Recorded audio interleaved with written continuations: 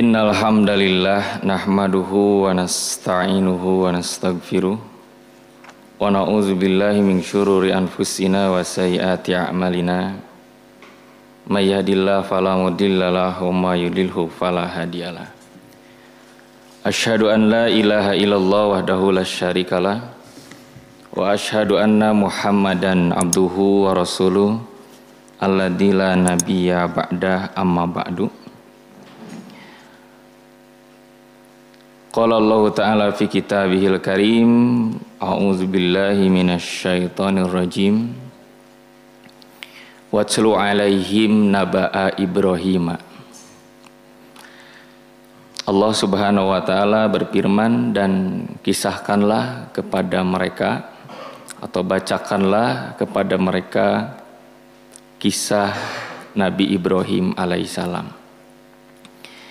Kuatu iman yang dirahmati Allah Subhanahu wa taala, insyaallah pada kesempatan kali ini yang akan dikaji itu Quran surat Al-Ankabut surat ke-29 ayat 24 sampai dengan ayat 27. Mangga nu nyanda Quran tiasa dibuka.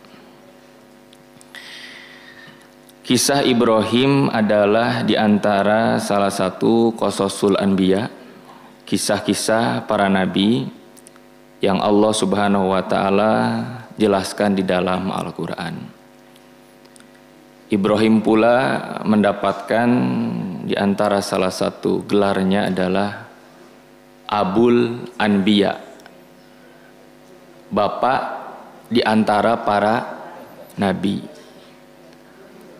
Karena zuriyah atau keturunan dari Ibrahim lah diangkatnya banyak para nabi. Termasuk zuriyah yang paling dekat kepada Ibrahim dimulai dari anak, cucu, cicit, nah itu semuanya menjadi nabi. Begitulah Allah Subhanahu wa taala menjadikan ujian yang berat menjadi hikmah yang besar. Karena saat Ibrahim menikah dengan istrinya yang bernama Sarah, itu ujian beratnya salah satunya adalah Allah Subhanahu wa taala menguji keluarga Ibrahim dengan tidak memiliki anak. Taupami ayeuna di muhasabah ku urang dina rumah tangga puluhan tahun nepikeun ka pamajikan geus jadi nini mandul teu boga budak, ujian teu Pak? Ujian. Dan itu merupakan ujian yang sangat berat ya. Saya terangkan bahwa ujian bagi Ibrahim salah satunya tidak memiliki anak. Itu tercantum di Quran surat Az-Zariyat. Surat keberapa, Bu? 51. Saya lupa lagi ayatnya ya. Tapi kalimat tuanya itu saat malaikat itu datang kepada Ibrahim alaihissalam. Dan kedatangannya untuk menyampaikan bahwa Allah Subhanahu wa taala akan mengkaruniakan anak pada dirinya.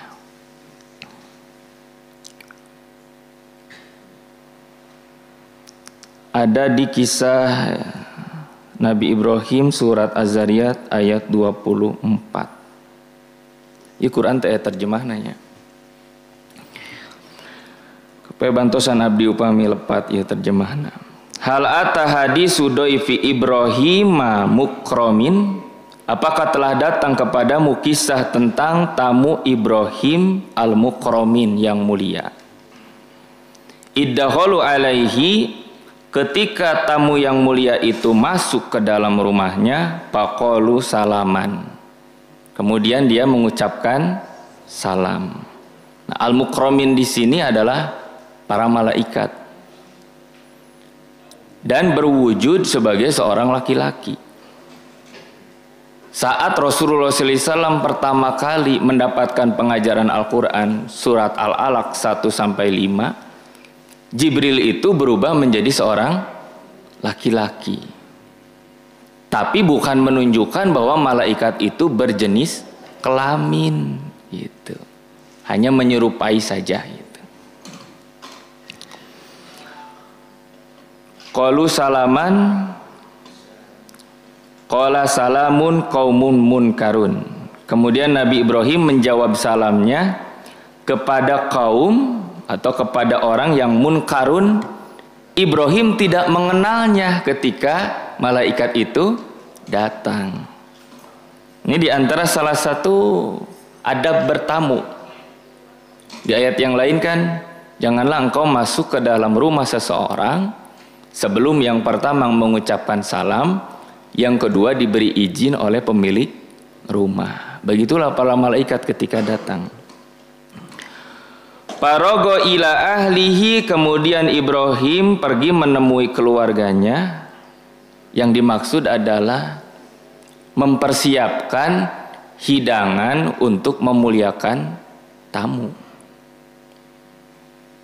Paja'a bi ijlin samim, paja'a bi ijlin samin. Kemudian datang dengan membawa daging sapi. Ijlin samin itu daging yang dibakar. Kalau sekarang apa, Bu? Steak, cek bahasa budak modern banyak. Mencek bahasa budak baheula nya sate meureun da dibeuleum teh.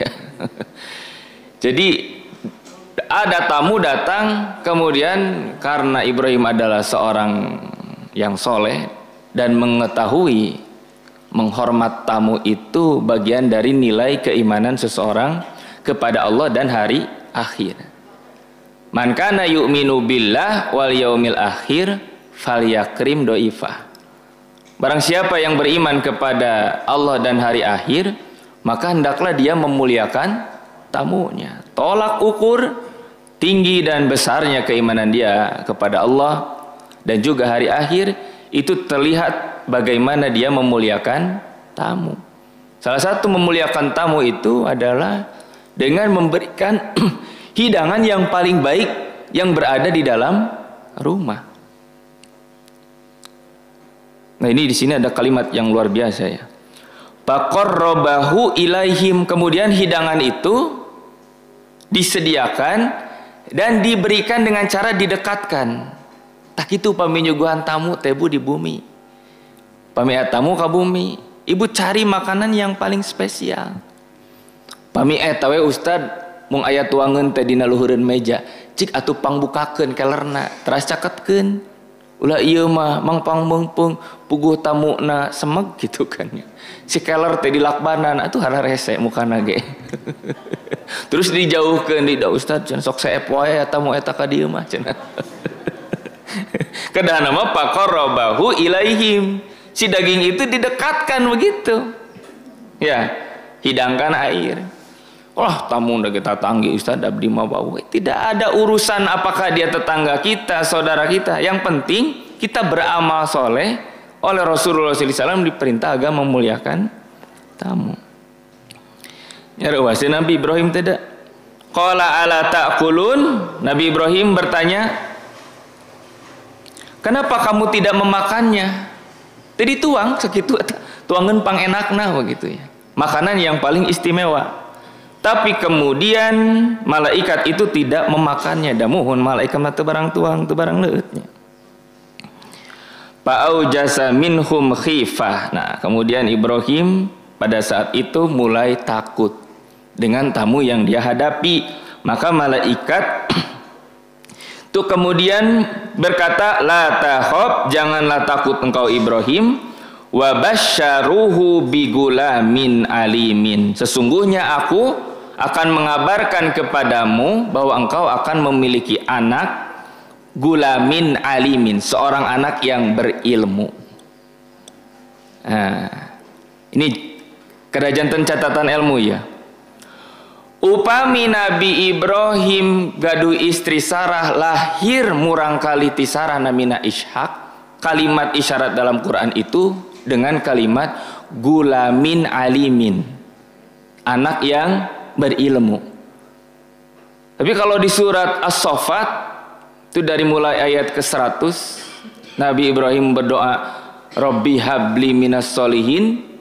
102-nya wa basyarnahu bigulamin halim. Nah, kalau gulamin halim itu adalah anak Ibrahim yang bernama Ismail dari rahim Hajar. Nah, jadi kalau Ishak itu gulamin alimin, anak yang berilmu. Tapi kalau Ismail gulamin halim, anak yang sangat lembut, anak yang sangat penyabar. Rasulullah SAW itu selalu menyampaikan kepada kita agar kita tidak berharap melahirkan anak kecuali anak yang disifati kesolehan. Itu Nabi Ibrahim gebu diuji rumah tangga tegadung murang kali. Tapi teureun ngadoa, Rabbi habli minas solihin. Ya Allah, karuniakanlah kepadaku anak yang soleh. Terus saja berdoa itu. Cirinya bisa diambil dua, anak yang soleh itu berilmu dan penyabar. Sudah cukup. Berilmu dan penyabar, sebagaimana anaknya Ibrahim alaihissalam. Sebab nanti gitu Pak. Kenapa disebut penyabar Ismail? Karena dia menghadapi situasi dan kondisi di mana Allah Subhanahu wa taala menurunkan wahyu kepada Ibrahim agar dia bersedia disembelih oleh ayahnya. Ya bunayya ini aropil manam, hai anakku, sesungguhnya aku melihat di dalam tidurku, adbahuka, diperintahkan oleh Allah untuk menyembelihmu. Pangzur madzataro, bagaimana pendapatmu? Itu kan tak berat ayeuna. Mun bapa jantan nabi berat Pak. Komo Ibrahim piwarang mencit budak, jeung budak na teh soleh siga Ismail. Jangka dia kenging wahyu bapak teh cenah. Wahyu naon Pak? Saur Allah ujang kudu dipencit. Saacan bapak mencit abi, ku abi bapak dipencit. Cek budak gitu, budak namanya. Enaknya siga nabi cenah. Jantan nabi mah enak dijamin ke surga. Kata Rasulullah, asadun nasa balaan al anbiya. Manusia yang paling berat diuji hidupnya itu para nabi. Sok bapak yeuna pami jantan Nabi Ibrahim. Gaduh murang kali, kenging wahyu, piwarang dipencit, kuat moal. Moal, abdi ge sami moal wantun. Itu makan harus dua yang sabar itu. Ibrahim menyembelih anaknya, Ismail disembelih oleh bapaknya. Datu di pasihan terang ku Allah. Nalika di pasihan parentah kitu tapi warang eureun pas dipencitna kan. Palamma aslama wa tallahu lil jabin. Malah di surat itu kan, ketika keduanya ini sudah berserah kepada Allah, aslama itu musana, dua-duanya berserah. Wa tallahu lil jabin, Ismail sudah dibaringkan, pelipisnya sudah berada di atas batu. Terus tinggal ngagereselkeun gitu. Kumaha ujian hirup berat-berat tinggi gitunya. Urang mada moal kuat kenging ujian siga gitu mah Bu. Sangat berat sekali. Pasti orang mah mau lulus jadi nabi teh gitu. Diberi ujian gitu ge ayeuna teu kiat. Nah, di ayat surat Az-Zariyat kalau Ishak itu disebut gulamin alim, surat As-Saffat Ismail itu gulamin halim. Ta'iku abi disebutkan ujian Ibrahim berat berurusan dengan masalah anaknya. Fa'aqbalatim ra'atu pisirrotin, maka istrinya datang, pasokat wajhaha, kemudian memukul wajahnya, kan di pasihan terang. Yen anjeunna teh bakal gaduh murang kali. Istrina teh teu percanten, dugikeun ka dipukul wajahnya. Nah, tadi gitu, pasokat wajhaha teh. Wa qalat ajuzun akim. Dan dia berkata, sesungguhnya aku adalah al-azuz, itu artinya sudah tua, akim dan mandul. Mana mungkin ya saya punya anak, karena saya sudah tua dan mandul. Qalu kadzalika qala rabbuki innahu huwal hakimul alimnya. Kitu ya pamitos Allah nangtuskeun mah. Kemudian dia bisa memiliki anak. Itu diantara salah satu ujian beratnya Ibrahim alaihissalam ketika oleh Allah Subhanahu wa taala rumah tangganya diuji dengan tidak memiliki anak. Menjelang tua istrinya kemudian memiliki anak. Jadi ujian yang berat seperti ini hikmahnya apa nanti? Ternyata Allah Subhanahu wa taala mempersiapkan keturunan Nabi Ibrahim yang kedudukannya ini imaman lil muttaqin. Semua keturunannya itu menjadi imam, pemimpin bagi orang-orang yang bertakwa. Sebagaimana doanya di Quran surat Al-Furqan. Rabbana hablana min wazwajina wa dzurriyyatina qurrata ayun waj'alna lil muttaqina imama. Nah, Ishak itu kan kemudian melahirkan anak bernama Yakub. Yakub melahirkan anak bernama Yusuf. Itu tetras kadite. Jadi kalau kita pakai bin saja, Yusuf bin Yakub bin Ishak bin Ibrahim. Jadi bapak, anak, cucu, cicit, sadayana jadi nabi. Itu adalah hikmah daripada Nabi Ibrahim alaihissalam bersabar atas ujian hidup rumah tangganya. Maka disebutlah bapak para nabi, karena lahir anaknya nabi, cucunya nabi, kemudian cicitnya pun nabi. Eta teh Nabi Yusuf teh cicitna Nabi Ibrahim. Incuna saha? Yakub, budakna Ishak, bapana Ibrahim. Garis keturunannya Sarah. Nah nanti Nabi Muhammad SAW itu garis keturunannya kepada Ismail. Nah, ibu bapak yang dirahmati Allah Subhanahu wa taala, itu diantara salah satu ujian Nabi Ibrahim ya, yang berat bersumber dari keluarganya. Kemudian ujian yang terberat selanjutnya adalah sama diuji oleh keluarganya, terutama bapaknya Azar. Itu seorang pembuat patung gitu. Itu ada di Quran surat Al-Anbiya. Surat keberapa, Bu? 21. Disinilah kisah tentang Ibrahim itu dibakarnya. Pamital Fatma pas dibakar teh ayat ke-69 dan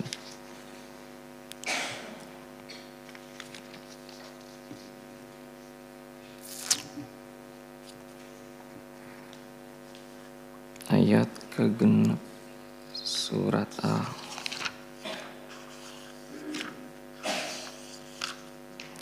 Ibrahim mendakwahkan tauhid, bapaknya menyebarkan syirik. Berat tuh ayeuna, Bu. Yang main namanya anak kepada bapak, tetap saja kasih sayangnya itu tidak terputus. Sekalipun berbeda akidah. Apakah Azar ayahnya Ibrahim itu diajak untuk menerima tauhid? Ya jelas diajak. Sini ada redaksinya ya. Ayat 52. Ayat 5 hiji teh. Walaqad ataina Ibrahima rusdahu min qablu wa kunna bihi amilin. Paji, biasa dia terjemahna.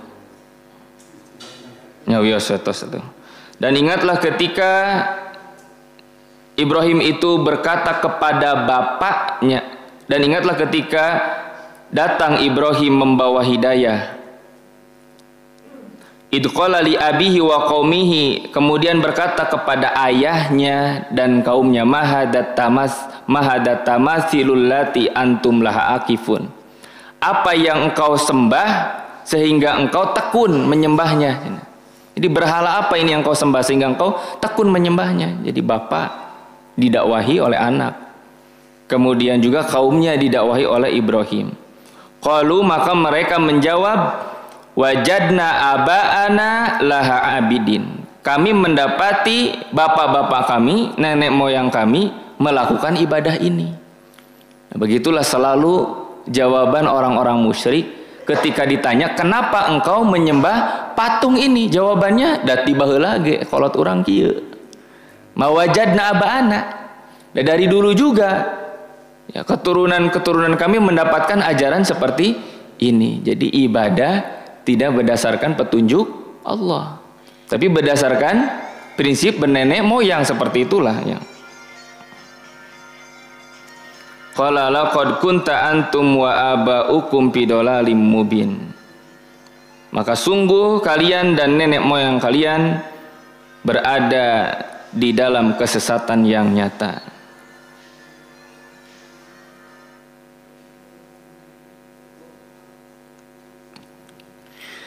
Sampai ada Bu di ayat yang lain ya. Jadi sakingnya anak budak ke bapak gitu kan. Maka Ibrahim itu berjanji akan membela ayahnya nanti pada hari kiamat. Dan akan meminta kepada Allah Subhanahu wa taala pengampunan atas dosa-dosa musyriknya. Kalau itu peristiwa anak kepada bapak, sama nanti juga bapak kepada anak, seperti Nabi Nuh kepada Kan'an.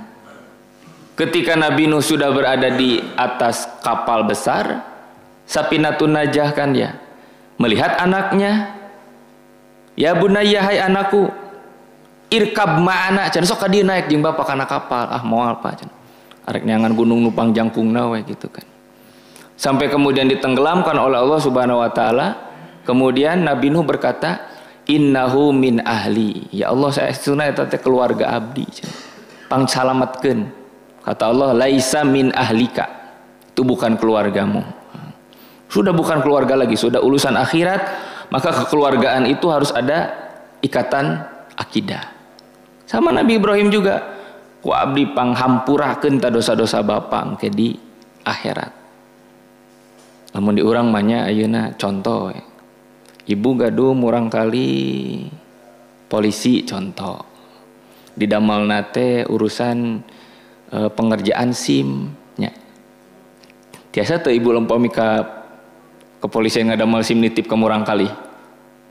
Tiasanya tereh atuh tong murang kali batur dia sok loba nu ditulungannya. Ah imam maek ngadamel SIM atos mah di booming ke tos terang-terang jadi ditulungan ku budakna. Sama nanti di akhirat juga Ibrahim karena rasa kasih sayangnya yang besar begitu. Akan aku saya tolong. Mintakan istighbar. Kemudian turunlah teguran dari Allah. Maka nalin nabiyina, tidak pantas bagi seorang nabi an yastaghfira lil musyrikin, meminta ampun untuk orang musyrik, walau ulil qurba, walaupun dia kerabat dekat sendiri. Nah, ibu bapak tidak boleh sekarang. Kalau ada di antara kita sahabat, keluarga, kemudian berbeda akidah, kita doakan agar dosa-dosa mereka diampuni. Ya, teu naon cenanya. Maut dina kayaan musyrik oge, mudah-mudahan ku Allah dihapunten dosa-dosa musyrikna. Teu tiasa. Tapi kalau kita berdoa agar mereka mendapatkan hidayah dari Allah Subhanahu wa taala, boleh tidak?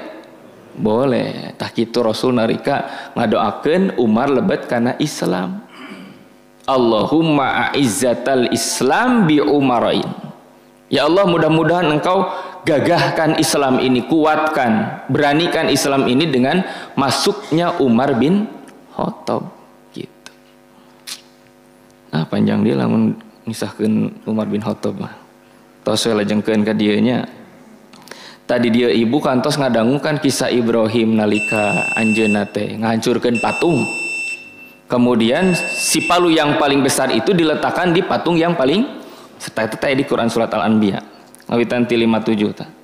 Wa tallahi la aqidanna asnamakum ba'da an tuwallu mudbirin. Kata Ibrahim, demi Allah. Nah, tallah itu adalah kalimat qasam. Kalau kita bersumpah itu bisa menggunakan 3 kalimat ya, Bu.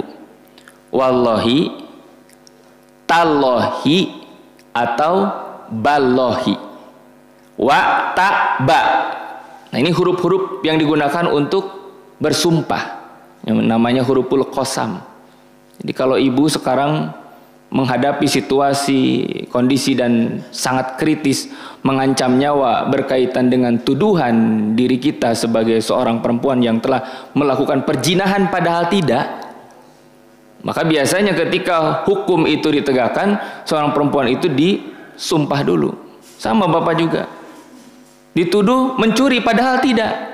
Nah, saat itulah seseorang boleh menggunakan lafaz qasamnya. Jadi tidak mudah begitu saja seseorang mengucapkan kalimat demi Allah.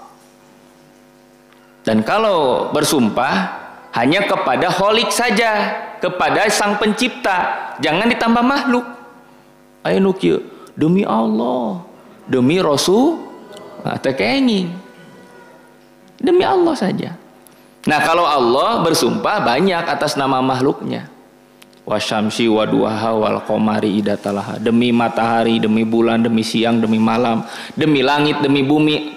Sang Pencipta bersumpah atas nama makhluk. Tapi kalau makhluk bersumpahnya cukup hanya kepada Allah. Wallahi, tak gitu tiasa. Ballahi atau tallahi. Nah, sampai Ibrahim bersumpah, aku akan membuat tipu daya kepada berhala-berhala yang kau sembah ketika engkau pergi. Paja'alahum judadan ila kabiron lahum la'allahum ilaihi yarji'un. Kemudian Nabi Ibrahim itu menghancurkan patung-patung itu dan disisakan patung yang paling besar. Judadan ila kabiron teh nu pangageung we disesakeun. Nah, ini sebenarnya siasat. Ketika raja dan juga para penjaga istana itu pulang, qalu, kemudian mereka berkata, man fa'ala hada, siapa yang berbuat demikian, hada bi alihatina, terhadap Tuhan-Tuhan kami ini, innahu laminaz zalimin, sungguh dia termasuk orang-orang yang zalim. Pas uwi atuh pangeranana hancur kabeh ayeuna. Lalu kemudian salah seorang di antara mereka berkata, sami'na patan yadkuruhum yuqalu lahu Ibrahim. Aku mendengar ada patan, seorang pemuda. Nah, jadi dakwahnya dari masa muda kene. Di urang seueur sepuh anu masihan murang kalihna kunami Fatan. Nabi kombong ngajar di SD nya. Ini menjadi nama populer, termasuk nama rujukan Islami itu. Pami ditaros ibu terang teu ari patan teh saha? Ah pokokna mah tina Quran we.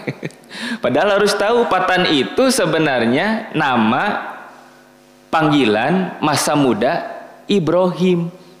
Karena dia memberantas kemusyrikan. Yuqalu lahu Ibrahim cenah tanamina teh aya Ibrahim cenah gitu tah. Nu teu ngiring teh. Qalu fa'tu bihi ala ayuninas la'allahum yashhadun. Kemudian datangkanlah kepadaku dia Ibrahim dan hadapkan di hadapan manusia agar mereka semua menyaksikan. Maksudnya seorang raja besok datangkeun ka dieu cenah. Ta urang suang hukum supaya jalmi-jalmi nu hadir di dieu ningali kumaha ayeuna beratna hukuman lamun ayeuna ingkar kana berhala. Ditaros ku raja teh. Anta fa'alta hada bihaliyatina ya Ibrahim, apakah engkau yang berbuat ini hai Ibrahim? Tak gitu. Langsung ditaros we. Cor Ibrahim qala bal fa'alahu kabiruhum. Tan nu ngahancurkeun patung-patung mah tuh patung nu panggedena cenah. Pas aluhu ingkanu yantikun, sok tanyakeun we sugan bisa ngomong cenah. Kitu tah nu panggedena cenah. Nu ngahancurkeun mah patung yang paling besar itu. Paraja'u ila anfusihim faqalu innakum antumuz zalimin. Kemudian mereka paraja'u itu kembali kepada diri mereka sendiri, maksudnya mulai menyadari. Ketika oleh Ibrahim sok tanyakeun eta kanu gede cenah. Sugana bisa ngomong itu sudah mulai menyadari. Summa nakisu ala ru'usihim, kemudian mereka menundukkan pandangan mereka. Kemudian raja itu berkata, laqad alimta ma haula'i yantikun, sesungguhnya engkau Ibrahim tahu kan ini patung itu tidak bisa ngomong, kenapa aku harus bertanya kepada patung yang tidak bisa ngomong? Nah, langsung oleh Ibrahim, nah atuh ku anjeun disembah. Padahal berbicara pun tidak mampu. Apa ta'buduna min dunillahi ma la yanfa'ukum syai'an wa la yadurrukum. Nah, itu disembah cenah. Yang tidak bisa memberi manfaat juga tidak bisa mendatangkan madarat. Uffilakum walima ta'buduna min dunillah afala ta'qilun. Dan anjeun teh teu mararikir. Ta'qilun teh tidak menggunakan akalnya. Pada saat peristiwa itulah kemudian Nabi Ibrahim alaihissalam dibakar oleh raja. Datos ele debat ayeuna. Da biasa begitu orang yang berkuasa itu. Kalau sudah kalah debat, hujah mereka sudah hancur, tidak bisa melawan lagi dengan argumentasi, Maka kemudian raja memutuskan qalu harriku wansuru alihatakum in kuntum fa'ilin. Atau saya jalmi kieu mah suang duruk we cenah gitu. Atau saya duruk lah cenah. Nah, saya ketika mengaji di Pindad dulu dengan Ustadz Usman Aisalam masih ingat. Kenapa sampai raja itu memutuskan agar Ibrahim ini dibunuh dengan cara dibakar? Padahal kan bisa dipancung, ya, bisa kan, bisa ditombak, bisa digencet dengan batu, apalah saja. Tapi mereka meminta agar Ibrahim ini dibakar dengan api. Karena di antara salah satu kemusyrikan mereka ternyata bukan hanya kepada patung, tapi menyembah api. Makanya di ayat ini disebutkan wang suru alihatakum, dan tolonglah Tuhan-Tuhan kalian in kuntum fa'ilin, jikalau kalian mau berbuat. Tah gitu Pak, diduruk nate dikumpulkan dina tumpukan, mengumpulkan tumpukan kayu, kemudian Ibrahim dibakar di dalamnya. Kulna, kemudian Allah Subhanahu wa taala menyeru, ya naru, hai api, kuni bardan wasalaman ala Ibrahim, jadilah kamu dingin dan selamat bagi Ibrahim. Tak pertarosanana ayeuna nalika Nabi Ibrahim bade duduruk ku raja, anjeunna terang teu bakal teu raka panasan Bu. Upami henteu mah teu kedah Nabi Ibrahim urang ge wantun dawa siga kitu. Tidak tahu Bu. Sama seperti Ibrahim mau menyembelih Ismail, itu tidak tahu di tengah jalan mau dihentikan oleh Allah. Upami terang mah atos diujikeun ka abdi, sok jang dipencit ku Bapa dangke ge dieureunkeun ku Allah. Gitu kan ya. Janten ujian teu? Janten ujian. Sekarang Nabi Ibrahim juga tahu bahwa api itu membakar, api itu panas. Tapi dia yakin ketika mengajak orang bertauhid, maka Allah Subhanahu wa taala akan memberikan pertolongan kepada diri dia. Jadi keyakinan akidahnya, tauhidnya itu bulat. Saat dibakar, yakin Allah akan menyelamatkan. Upami urang janten nabina bade diduruk itu. Kumaha nya seuneu mah sigana teu rak tuh. Kan urang mah penyon tauhidna, bener kaduruk. Dan teu yakin sapenuhna ka Allah. Maka dari itu Ibrahim kemudian selamat daripada kezaliman raja tersebut. Tah, di surat Az-Zariyat itu di surat Al-Ankabut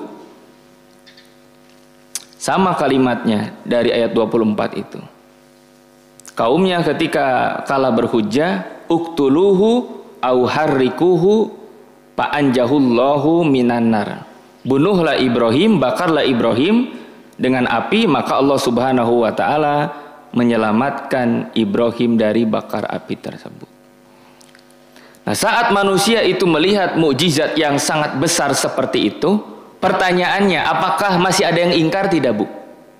Atau skala hujah ayeunanya bahwa yang menghancurkan patung itu adalah patung yang paling besar, untuk menunjukkan patung ini tidak bisa berbuat apapun.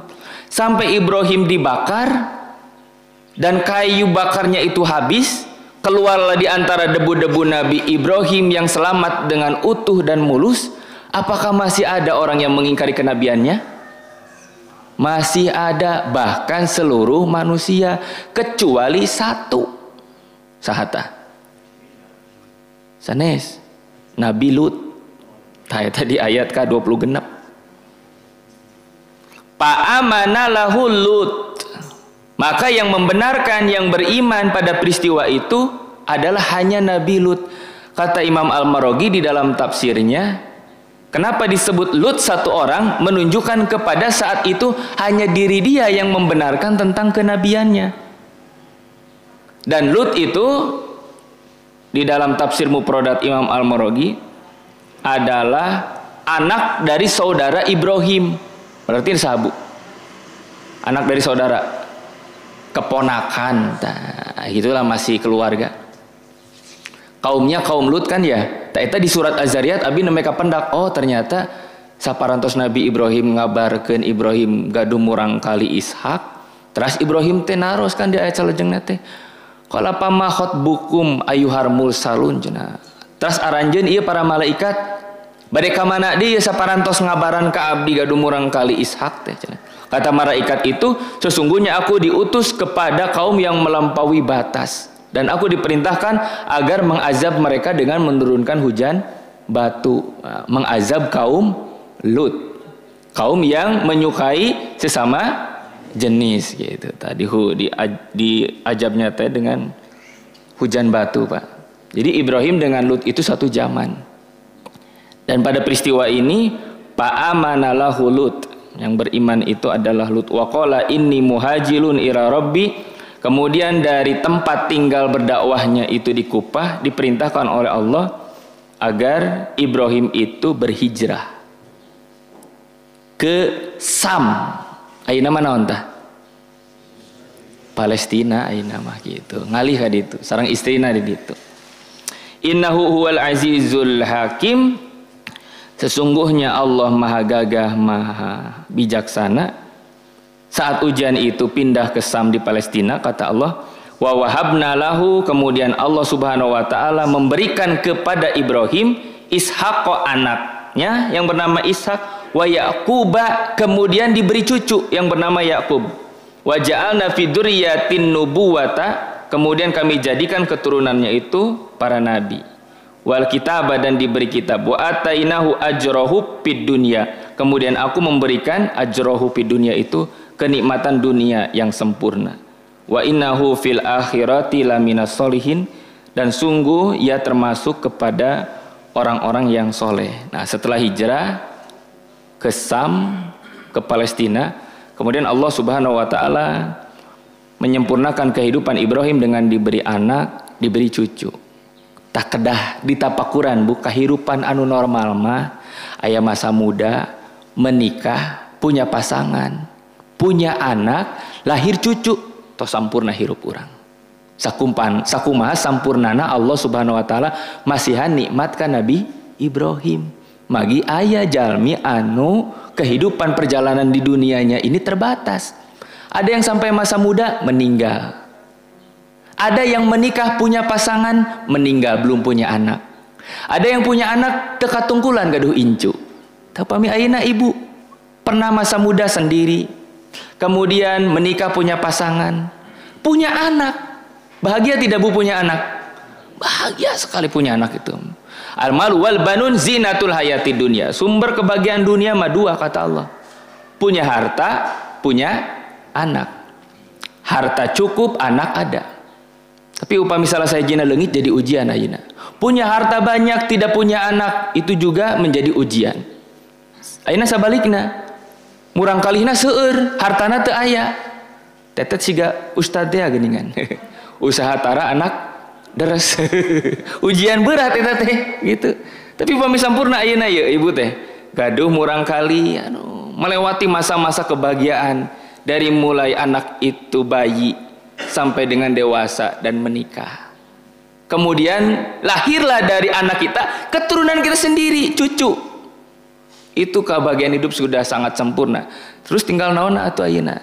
Tinggal syukurna ka Allah. Sakaligus tanda taboga cucu teh. Urang teh tos beuki caket kana maot. Maksud teh beuki ngolotan gitu tos boga incu mah. Ya. Begitulah Allah Subhanahu wa taala menyebutkan sempurnanya kehidupan Nabi Ibrahim setelah hijrah tinggal di Sam. Itu ia memiliki anak dan memiliki cucu. Dugikeun kata sepuh teh ayeuna nya kadang nini sareng aki teh duanana tos parang siun teh aya pademelan. Gawena teh sumping we ka bumi dicandak incu teh pelesiran ka mana gitu ya resep kan ya. Itu bahagia itu kan ya ayeuna. Daripada kadai kerkeun mahal nitipkeun budak teh mending ka daycare permit. Permit teh naon? Perumahan mitoha titipkeun. Tapi da lila-lila teuing mah anggar we baeud gitu kan. Nitipkeun lila-lila teuing mah anggar we baeudnya nya ada tanggung jawab orang tuana gitu kan ya. Tapi resep bu tah. Ku abi pami ditapakuran nya kadang aya jalmi nu hidupna tuh tidak sempurna. Tapi kalau dia pernah menjadi cucu, pernah menjadi anak, pernah menjadi ayah, pernah kemudian memiliki anak, pernah memiliki cucu, eta teh tos bulak-balik sampurna. Kantos jadi incu baheula, kantos jadi incu, kantos jadi anak. Kerubahnya jadi bapak aina, jadi boga anak, boga incu. Dan itu perjalanan dia kan sangat panjang. Itu berapa banyak kenikmatan Allah Subhanahu wa taala yang Allah karuniakan kepada dirinya. Itu tak sempurna Nabi Ibrahim teh. Inilah hijrah yang pertama yang berdasarkan perintah Allah Subhanahu wa taala. Dan Rasulullah ketika membacakan ayat tentang hijrahnya ini, saya baca di dalam tafsir Imam Al-Maraghi itu menjelaskan tentang pada masa kenabian Muhammad SAW, siapa yang pertama kali berhijrah? Sahabu Utsman bin Affan dan istrinya Ruqayyah binti Muhammad. Tapi hijrahnya dari Mekah itu ke Habasyah.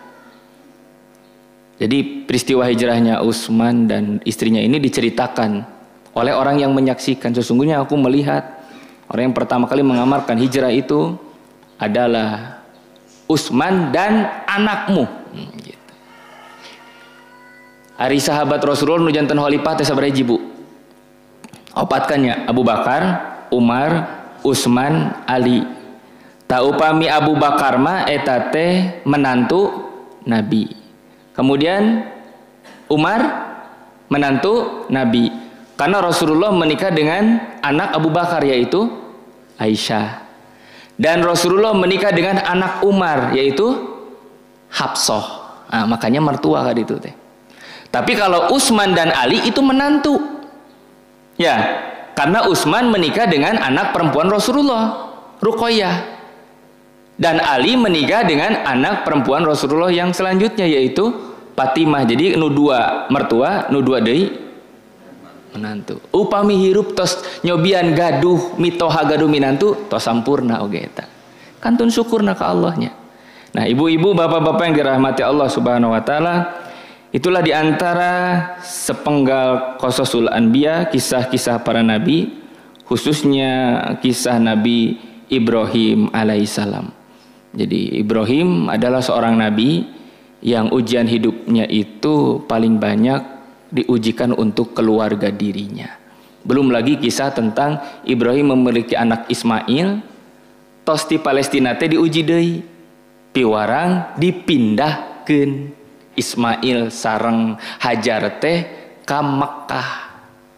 Nah, lembah Bakkah itu kan kalimatnya, Bakkah itu berasal dari kata bakiyun, artinya tempat yang penuh kesedihan, tidak ada tumbuhan, tidak ada buah-buahan, tidak ada air, tidak ada sumber kehidupan. Gitu. Dipindahkan ke ditu, piwarang hijrah. Nah, yang pertama kali mendiami Mekah itu adalah Ibrahim, Hajar dan Ismail. Sampai nanti ada syariat haji itu sebenarnya napak tilas ujian Nabi Ibrahim alaihissalam yang Allah berikan kepada istrinya. Baik ibu-ibu, bapak-bapak yang dirahmati Allah Subhanahu wa taala, itu saja yang bisa disampaikan. Mudah-mudahan menjadi ilman nafi'an wa amalan mutaqabbalan. Saat acan ditutup aya pertarosan.